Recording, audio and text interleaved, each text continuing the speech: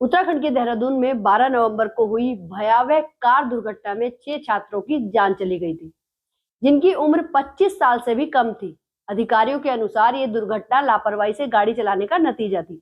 इस दुर्घटना ने युवाओं को लेकर चिंता बढ़ा दी है। ये चिंता देहरादून में इन दिनों प्रशासन और पुलिस के चेहरों पर साफ देखी जा सकती है। इन दिनों दून का शायद ही कोई ऐसा चौराहा होगा जहां पुलिस वाहनों की चेकिंग ना करती हो। जेब्रा क्रॉसिंग और ट्रैफिक लाइटों का पालन करने की बात भी हर रोज चौराहों पर कही जा रही है। स्थिति ये है कि देर रात बाहर घूमने वाले युवक चालान के डर से इन दिनों समय से घर जाते हुए दिख रहे हैं और पुलिस की सख्ती भी चर्चा का विषय बनी हुई है। नमस्कार दगड़ियों, मैं नलिनी गोसाई उत्तराखंड की रौनी स्वागत करती हूँ एक बार फिर से आप सभी का अपने इस खास कार्यक्रम चिवड़ाहट में। दरअसल 11 नवंबर को देर रात घोर अंधेरे में ये घटना अंजाम लेती है, जहां एक ट्रक और इनोवा कार की टक्कर में 6 लोगों की मौत हो जाती है, जबकि एक घायल होता है। घायल को अस्पताल में भर्ती कराया गया है, जहां उसका उपचार चल रहा है। मौके पर पहुंची पुलिस ने शवों को क्षतिग्रस्त गाड़ी से निकालकर अस्पताल पहुंचाने का काम किया। ये दुर्घटना देर रात ओएनजीसी चौक पर ट्रक और इनोवा कार की टक्कर से हुई थी। हादसा इतना भीषण था कि कार के परखच्चे उड़ गए थे। चालक ट्रक छोड़कर मौके से फरार हो गया। दुर्घटना में जिनकी मौत हुई उनमें 3 लड़कियां भी शामिल थी। पुलिस द्वारा जिनकी पहचान गुनित 19 वर्षीय, कामाक्षी 20 वर्षीय, नव्या गोयल 23 वर्षीय के रूप में की गई थी। साथ ही मरने वाले लड़कों में ऋषभ जैन 24 वर्षीय, कुणाल कुकरेजा 23 वर्षीय, अतुल अग्रवाल 24 वर्षीय के तौर पर इनकी पहचान की गई थी। इस दुर्घटना से पहले की बात करें तो अब तक जो तथ्य सामने आए हैं उनके मुताबिक 11 नवंबर की रात को सिद्धेश अग्रवाल के घर पर पार्टी रखी गई थी और वो पार्टी थी अतुल की ली गई ब्रांड न्यू कार इनोवा की, क्योंकि सिद्धेश अग्रवाल की फैमिली वाले उस दिन जयपुर शादी में गए हुए थे, तो घर पूरी तरह से खाली था। अब ये भी बता दें कि सिद्धेश अग्रवाल ही वो शख्स है जो इस हादसे में अकेले जिंदा बचे हैं।